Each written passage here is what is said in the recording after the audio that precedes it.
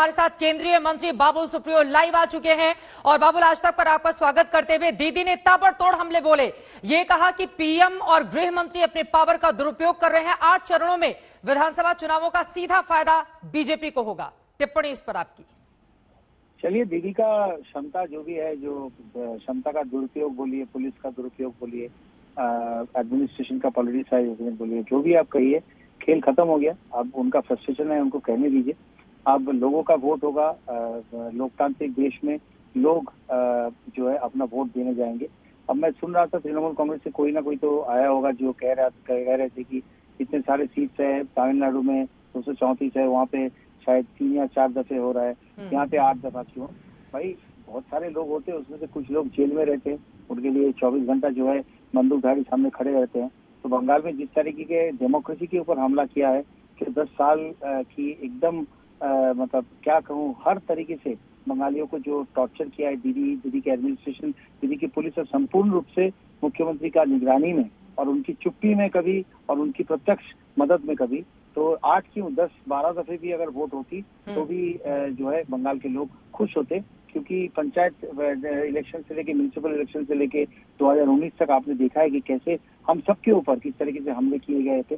तो ये मैं समझता हूँ कि बहुत ही अच्छा डिसीजन है और इसका मैं स्वागत करता हूँ। दीदी क्या बोलती है, सही मायने में आज के बाद उसका कोई मायने नहीं रखता है। बाबुल सुप्रियो जी, लेकिन बीजेपी की ओर से इस बारे में रिक्वेस्ट तो चुनाव आयोग से की गई थी कि चुनाव के जो चरण हो वो काफी लंबे हों।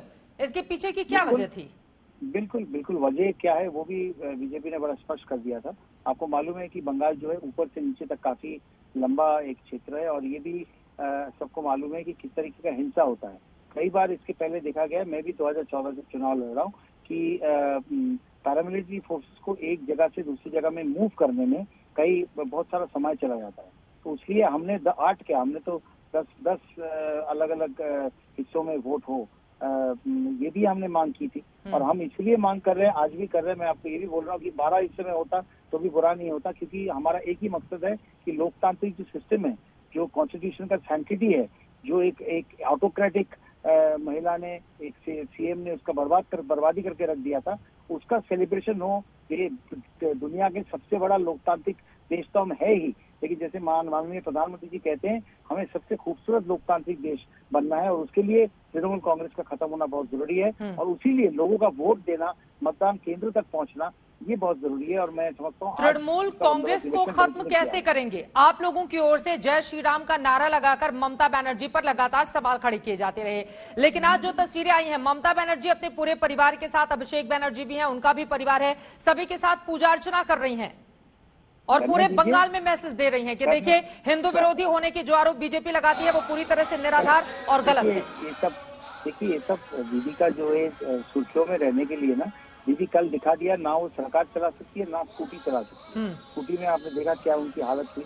ये अलग बात है कि उन्होंने स्कूटी चला के केंद्रीय सरकार का एक तरफ से पेट्रोल का विरोध कर रहे थे, एक तरफ से हमारा काफी सारा पब्लिसिटी भी कर दिया, क्योंकि बहुत, मैं भी हेवी इंडस्ट्रीज मिनिस्टर था, तो फेम 1 फेम 2 में हम पूरे देश में किस तरीके से इलेक्ट्रिक मोबिलिटी को हम बढ़ावा दे रहे हैं और सब्सिडी दे रहे हैं, ये भी उन्होंने उसका भी पब्लिसिटी कर दिया बिना जाने हुए। और जय श्री राम बोलने से छिड़ने का रीति रिवाज और ये तरीका दीदी ने ही बताई है, इसलिए उनको कहा था जय श्री राम से चिढ़ने के लिए। मैं जिस इलाके में हूँ अभी, एक इंटीरियर जगह में, यहाँ पे लोग सलाम अलैकुम भी बोल रहे, तो कि मैं उसको अलैकुम सलाम नहीं बोलूंगा? हमको चिढ़ने का कोई हक ही नहीं है। ये भारत सेक्युलर कंट्री है और अगर दीदी अगर उसको मानती है तो एक चीफ मिनिस्टर होने के नाते क्या भाषा का उपयोग कर रहे हैं, गाड़ी से उतर के उनके पीछे भाग रहे हैं, ये नहीं होना चाहिए। पॉलिटिकल डिस्कोर्स नहीं होना चाहिए। बाबुल सुप्रियो जी, आप ममता बनर्जी पर तमाम हमले भी कर रहे हैं। आपने उनके स्कूटी नहीं चला पाने की तस्वीरों को लेकर भी अपनी टिप्पणी कर दी, लेकिन सच्चाई ये भी है ना कि देखिए, चाहे बंगाल में चुनाव हो या किसी भी हिस्से में हो, पेट्रोल और डीजल की बढ़ती हुई कीमतों ने आम आदमी को परेशान कर रखा है। ये कितना बड़ा मुद्दा और बीजेपी के लिए कितनी बड़ी चुनौती मानते हैं आप? ये तो देश के लिए एक चुनौती है और इस चुनौती का सामना करने के लिए जो भी ठोस कदम उठाना चाहिए, उसके लिए हमारी सरकार नरेंद्र मोदी जी के नेतृत्व में ये उसके लिए ठोस कदम उठाने का काम जो है वो कर रही है। ये मत भूलिएगा कि टैक्सेस, पेट्रोल के प्राइसेस ऊपर केंद्रीय सरकार अकेले नहीं लेती है, हर राज्य जो है बहुत भारी टैक्स उनके ऊपर लेते हैं। अगर इतना ही दीदी को चिंता थी तो अपना हिस्से का टैक्स थोड़ा कम कर देना, तो हम उसी से निपट रहे हैं। और एक लोकतांत्रिक देश में सबको अधिकार है। उन्होंने 1 रुपए घटा तो दिए हैं। नहीं, और अब हर एक टीएमसी कह रही है बारी आपकी है। एक एक रुपया से क्या होगा? लॉन्ग टर्म सोल्यूशन क्या है? ये सब चुनाव के सामने ये सब चीजें हम बचपन में जब कॉलेज में थे तब से दीदी को ये सब करते हुए देखा है। एक फांसी की रस्सी लटक रही है और दीदी नीचे बैठी हुई है कि ज्योति बसु ये नहीं करेंगे तो हम शाम तक लटक जाएंगे और 3 दिन खाना नहीं खाएंगे। ये सब हम बहुत बचपन से देखे, तब हम पॉलिटिक्स में नहीं थे। मैं आपको इतना ही कहूंगा, let's cut all of that. यही कहेंगे कि आज जो हुआ है, जो डिसीजन हुआ है, उससे लोग अपना वोट डालेंगे, फिर लोगों के ऊपर है। आप देखिएगा कैसे हम बंगाल में कितना अच्छा हम कितने अच्छे तरीके से, जैसे माननीय अमित शाह जी कह रहे, हम अगली बार जो है, इस बार जो है 200 पार जरूर करेंगे।